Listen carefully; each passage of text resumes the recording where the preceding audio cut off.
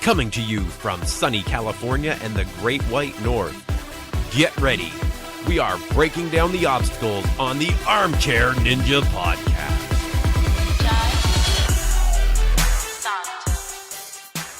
Hello, everyone, and welcome back to the Armchair Ninja Podcast. It is Saturday, December 16th, 2017. My name is Rich, and joining me this week is Bijan. How you making out? I'm good, bro. How are you? I know you're a little sick going on, right?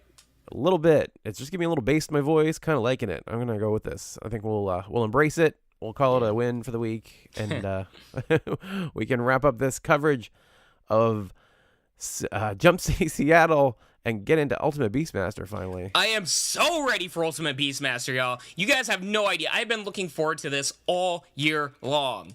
Ultimate Beastmaster, if you haven't checked it out, first of all, what's wrong with you? But second of all, you have to check out Season 1. It is so good. I put it right up there with American Ninja Warrior. This is going to be some fun stuff. I am so psyched to see the changes that have been going on for Season 2. I have purposely tried to keep my head away from all the news of Ultimate Beastmaster 2, but next week, y'all, we are going full on in, and it's going to be awesome. Yeah, it's going to be a great time. I am hearing a little bit of grumbling about the new hosts. I want to hear it. I'm cautiously optimistic. We'll say that. Yeah, and honestly, all that matters is the hosts of Team South Korea are back, y'all, and you can't complain about hosts when you got them. That's all I got to say. Well, that was the thing we found last year, right? It didn't matter. You know, the American hosts were, hit or miss at times, but it was always pulled up by the other hosts. Like, it's right across the board. You have like 10 hosts, 12 hosts. Dude, like you just said it yourself, there's so many personalities going on. It's awesome. So before we get into the final episodes of Jump City Seattle, huge news this week, out of the blue. Big, yeah. Yeah, ANW changes the age limit to be 19. That is crazy. I'm so happy. I mean, we've been talking about this for years now, Rich. I mean, we were like, why is this stupid arbitrary rule still part of this? We understand it's in Vegas, and we understood the former rules of why they had the 21 age limit, but that ruling really doesn't hold any weight for nowadays. Like, all the restrictions and barriers that were there before aren't there anymore.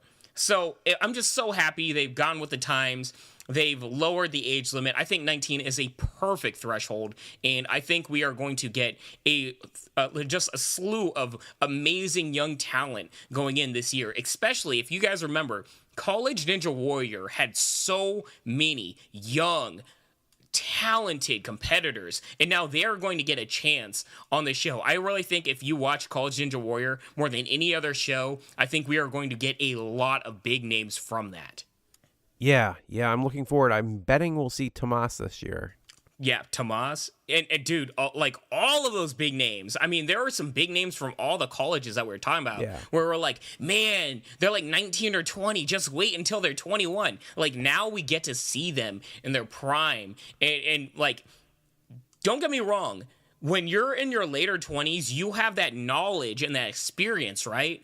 But the people that are younger in their 20s, they're going to have endurance for days. And I think they're going to make a major splash in the later levels of American Ninja Warrior. Not to mention, I think they're going to do some major, major damage in Team Ninja Warrior. I think this has bigger implications for Team Ninja Warrior than anything else. Yeah. And that means we'll get to see Rachel Brown 2 seasons sooner. Oh, that was one thing that I instantly was thinking about. Like, Rachel, man, she's gonna kill it. We still have some time for her, she's still the young gun killing it on the like the regional circuit, but just more reasoning to look out for that. And really interesting. It just came out of the blue. Yeah, hopefully they still had enough time to put together their videos, so it'll be interesting to see how many make it onto the actual show. Mm-hmm. Yeah, that is strange because we are pretty much 3 weeks away from the cutoff. So, man, they gotta hurry it up. Me too, but that's another story. Yeah, we'll definitely be checking in on you to make sure that I know you've been doing some filming recently, so we'll hopefully get it all packaged together here in time. Yeah. But let's get into Jump City Seattle here, because I do want to make this a quicker episode. We said that last week, and we're going to keep it quick. Long anyway. Yeah, I mean, honestly, I don't have much to say other than, first of all, I want to check. You were the one that said you're picking Tribe to win both episodes Yeah, because of the injury thing, right? absolutely. Yeah. Watching back, I mean, I really thought you were onto something there. That, like, you made a very good point. And watching the first episode, and for everybody that doesn't know, it was like Team Rogue, which is Drew Dreshel's team, kind of like the Young Guns, and they were just like fully damaged, hurting themselves. And then there's Tribe, the old guys that just like very conservative, very safe, but they were going in with no injuries, and it played a major part. Yeah. But they did end up getting an injury in this episode. Skipper, we had to mention, landed. Like, this is, I think, the third time someone landed on their butt, but his was the worst we've seen for sure. He came down really, really hard. Like, I thought that was going to be the end of him right there. Yeah, because it wasn't even like you just drop. I don't know if he was doing a front flip or a back flip, but he was like flipping. So he was already doing that forward momentum of spinning. Plus, he was doing a giant gap where he was jumping off of a really high ledge down to the ground with the flipping. And he flips, going downwards, and then lands straight on his butt. Like, there's not... Sometimes you see guys that slip, like they hit their feet and then they slip and land on their butt. This guy had no stopping momentum. He landed straight on his butt. And, oh my God, I audibly screamed. And that guy, he got up. He was limping, went right over to the side, and was just standing there. Like, that dude was hurting. Yeah, there was no walking that off or shaking it. He got up, and he was in pain for sure. Man, ugh. Other than that, like you said, first one, Tribe versus Rogue. Tribe ended up taking it, so I called that one. But it was really close, really good. Actually, both episodes were fantastic. No the one at thing that I gotta say before going to episode 2, though, Drew Dreschel hurt himself too, and he was doing some dangerous stuff. And I was worried because, like, for the first episode, there were these points where you do these giant gaps, right? These giant drops, and Drew Dreschel was doing this flip after flip after flip off of these things. And sure enough, on the final landing, like, he just, like, drops after he finishes, and he's like, my knee. And I'm like, oh, no. And luckily, we never saw any long-term damage from what I understand from Drew Dreschel. But, like, this kind of stuff could have been long-term injuries, man. Yeah, the show was injury-prone. Like, it really, really was. There were so many people, hurt and injured through the whole thing. I don't know how much of it is normal for parkour. Like, they seemed to shake it off for the most part. Like, they seemed like they knew what it was. They were all familiar with each of the injuries. It was like, oh yeah, he did this, he did that. Oh, it's, broken toe. Like, they're all seem to be very used to these types of injuries, but it's got to really take its toll after a little while. Mm-hmm. Yeah, but as you said, the one thing that really stood out to me though is Tribe and everything they stood for in terms of, like, being the fastest team, or known for, like, being the fast team. They really showed how well they were, because earlier in the season they weren't really showing it off that much. Dude, against Rogue, they flew, dude, and they did amazing. And once again, they showed why they were in the game. We all know they aren't as good or talented as some of the other teams in terms of the tricks. But man, they flew through these crazy wicked obstacles. Just, I don't know how to describe it, guys, but it's kind of like Joe Moravsky or something, where it's like they fly through these things and they make it look so effortless and easy. Like, they are just like water flowing through. It's crazy. Yeah, watching Frosty, who was fantastic in both episodes, go through, I don't know what you call, almost like a concession stand or like a hot dog stand type deal. The way he zips through that just seems impossible. It seems like something out of a video game, not something someone could do in real life. Yeah, it's not like, if you guys are picturing it, he kind of like contorts his body, like throws his body forward and then contorts in weird ways, like missing every single thing, and then lands perfectly and continues running. It's not a stop when he lands or anything. He just continues moving forward like a bullet. I don't know. Dude is just amazing. Yeah. So I was feeling pretty good about it. I was a little worried about Skipper's injury going into the finals. I was like, well, they're not injured now. And then when they're going up against Tempest, it's like, yeah, they kind of really stressing how Tempest has been unbeaten. They had some shaky moments, but Yeah, I wasn't as confident once that episode started. I was like, okay, so we'll see how it plays out. I wasn't quite sure how they're going to hold up. We have to mention that it was held. The final episode was at Seattle's Quest Field. It was like the longest, most challenging course of the season, and it definitely showed. It was a very cool, very so high risk environment. And for those, it's not like a regular field. I believe this was this a football field or what was this? Yeah, it was like a football stadium, I think. Yeah. So, very big stadium, very, very big course. Like, this course has got to be like 3 times the size of all the other courses we've seen. So, when we're talking about this speed round, right, it's not a regular speed round. They are doing some crazy long strides. I have to bring this up now, Rich. Go ahead. The host made the most amazing quote I've ever heard in my life. Where, I don't know if you can pull it up, Rich, but if you can, I'll describe it for you guys. There's a portion of the speed round where you climb up and you go up the side of the railing of the stands, right? And in the most nonchalant way, the host says, down there. Now he's heading over to probably the most technically difficult part of the course. Climbing up, he's got a lot of zones to hit. Oh, and they happen to be on the ledge of the stadium. A misstep and you could fall 2-3 stories. Obviously not what he wants. These guys have to be careful, because if they slip, they will be falling almost 3 stories. And they just keep moving. And I'm like, what? So you're telling me if he slips, he dies? Cause like, you're not gonna land. You're not gonna drop 3 stories, land on your feet, and then keep moving. Like, that was unfortunate. It's like, no, they have to roll. I gotta, like, double They'll check. have to roll out of it, Bijan. I mean, yeah. They know how to fall. It's fine. Yeah. Just 3 stories.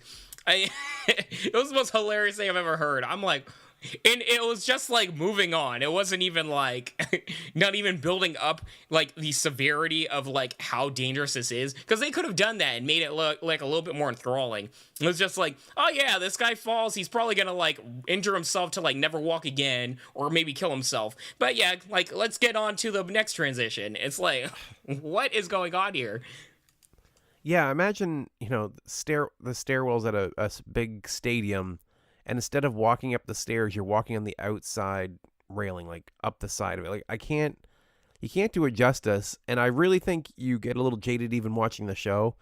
Like, sometimes it's easy to forget, oh yeah, they're just leaping from one rail to another across, like, what are supposed to be handrails, racing along this whole thing at just a blinding speed. And when they hesitate or show any fear whatsoever, you're like, oh, come on, you gotta move.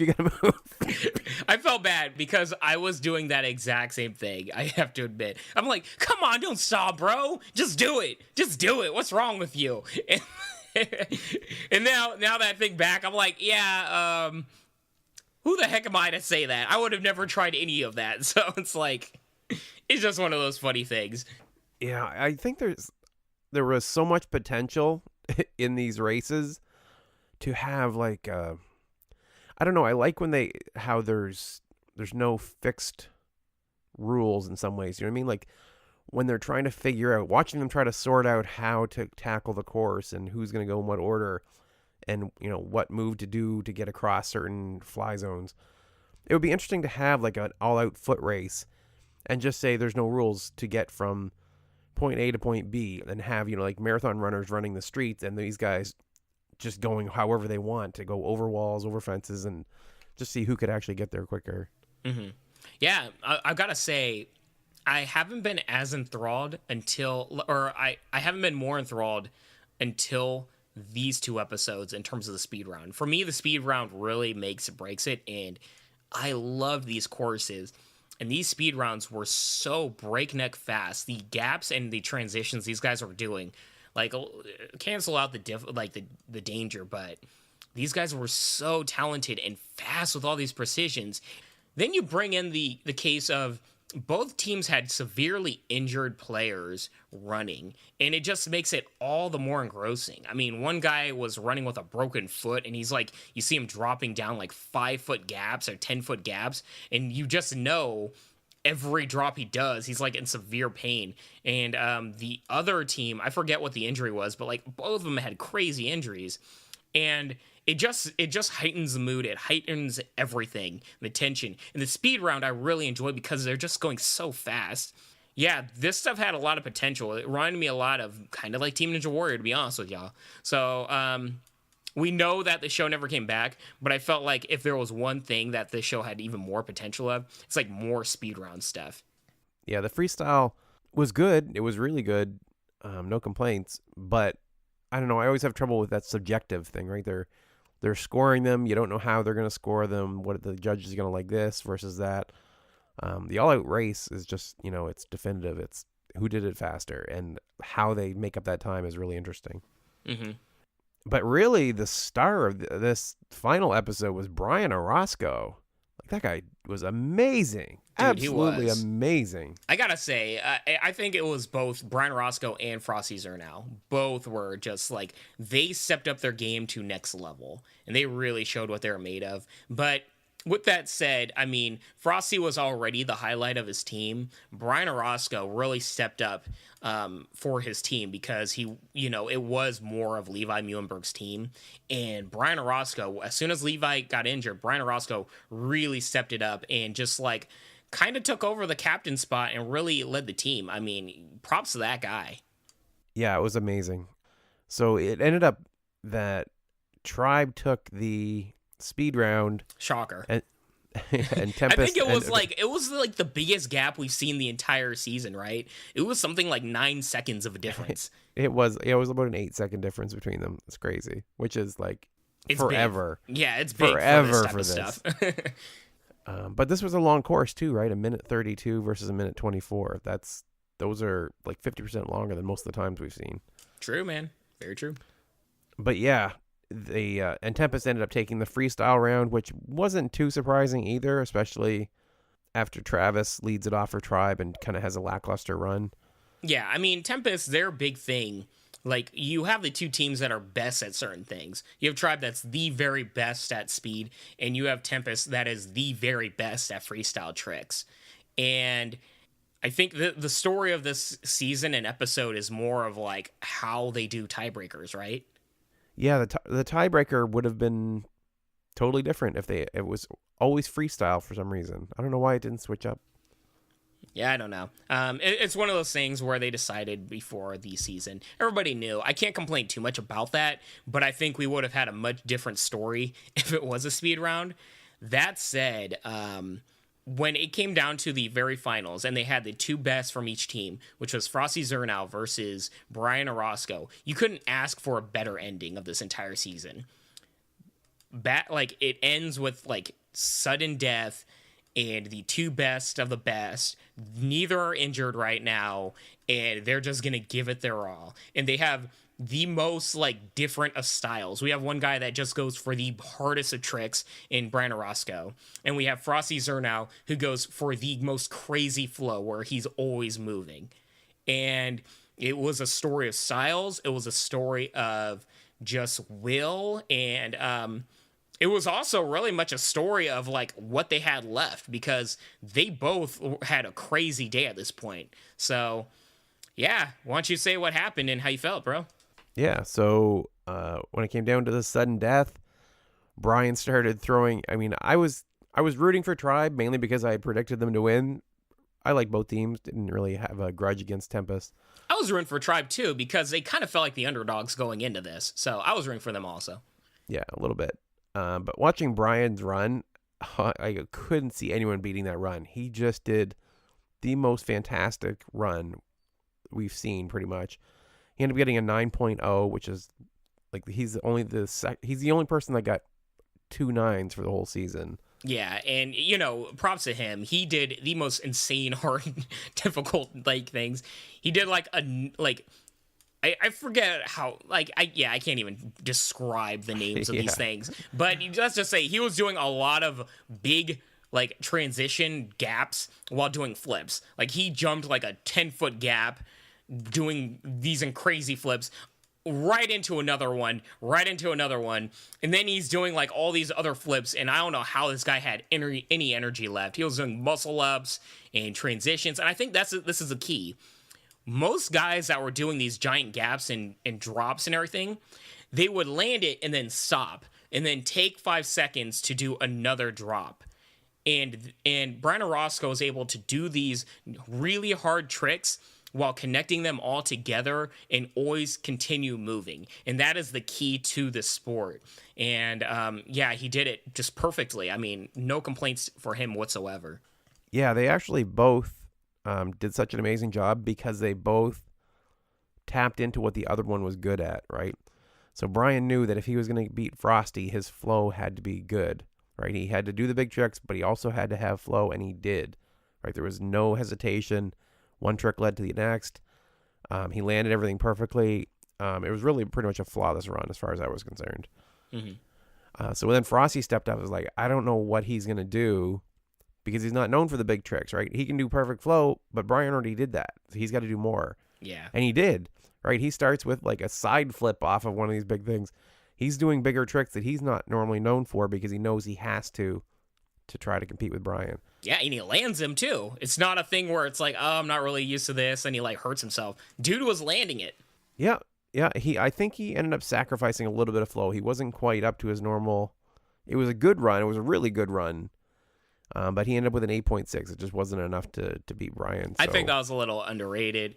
I could have seen him get an 8.8. Like, I don't think he beat Brian Orozco, but now we're just talking semantics. But yeah, I think they kind of gypped him on the score. That said, I mean, when it comes to flow, Frosty was contorting his body in ways I've never seen anybody contort. So props to that guy for flow. I mean, he was very much a showman, really made it fun. It was like using a hat and like wearing a hat while doing some of these tricks and everything. It was really cool. But yeah, Brian Orozco won it for the team. Props to them. I think they deserve, they rightfully won it. I think if the tiebreaker was a speed round, it would have been a very different story.